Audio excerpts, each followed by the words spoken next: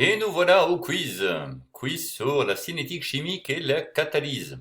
Donc il va falloir ici répondre aux questions suivantes par vrai ou faux ou je ne sais pas. Donc dans tous les cas, comme d'habitude, une seule réponse est bonne. Et attention, retenez bien, une bonne réponse c'est plus un, une mauvaise moins un je ne sais pas 0. Donc comme toujours, il vaut mieux ne pas répondre plutôt que de répondre au hasard ou de répondre de façon mauvaise. Donc il faut mieux être certain de sa réponse. On perd moins de points. Voilà, bon, ceci étant dit, allons-y, attaquons. Donc, question 1. La concentration des réactifs est un facteur cinétique d'une réaction chimique. Quand elle augmente, la réaction s'accélère. C'est vrai? C'est faux? Ou je ne sais pas? C'est à vous de me dire. La question 2. Une catalyse est dite hétérogène lorsque les réactifs et le catalyseur ne forment qu'une seule phase. V, F ou N? Question 3.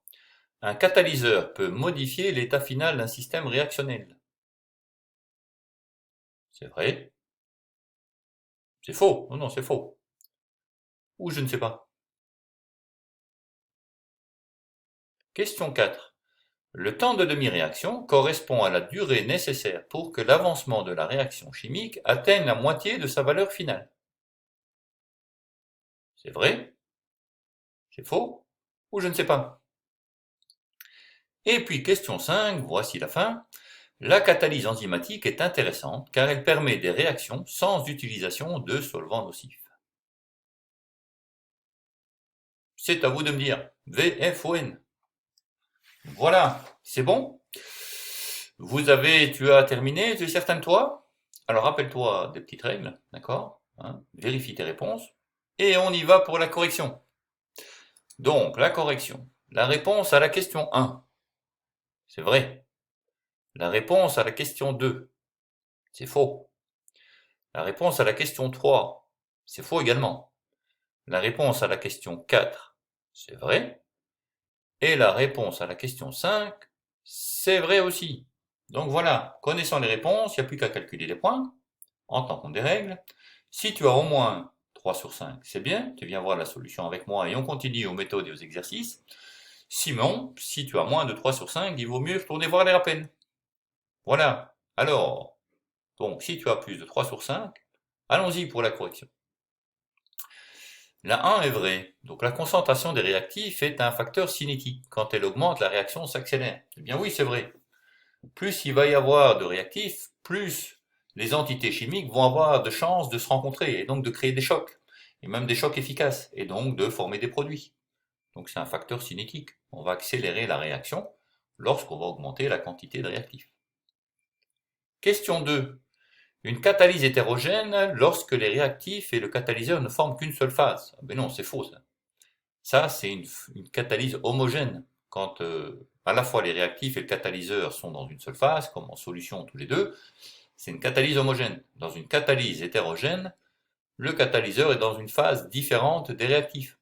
Et très souvent d'ailleurs, dans une catalyse hétérogène, le catalyseur est en phase solide, tandis que les réactifs sont en phase liquide ou gazeux. Ok? Donc c'était faux. Question 3. Un catalyseur peut modifier l'état final d'un système réactionnel. Eh bien non, on ne peut pas modifier l'état final. L'avancement de la réaction sera le même. D'accord? On ne va pas le modifier. Ce qu'on va faire, c'est atteindre cet état final plus rapidement. Mais on ne va pas le changer. On va arriver au même état final. D'accord? Donc c'est faux. Ça ne change pas l'état final. Ça permet juste d'y arriver plus vite. Question 4. Le temps de demi-réaction correspond à la durée nécessaire pour que l'avancement de la réaction chimique atteigne la moitié de sa valeur finale. Eh bien oui, c'est vrai. Le temps de demi-réaction, c'est le temps qu'il faut pour que l'avancement soit égal à la moitié de l'avancement final. Q5. La 5. Donc la catalyse enzymatique est intéressante car elle permet des réactions sans utilisation de solvants nocifs. Eh bien oui, c'est vrai aussi. Hein.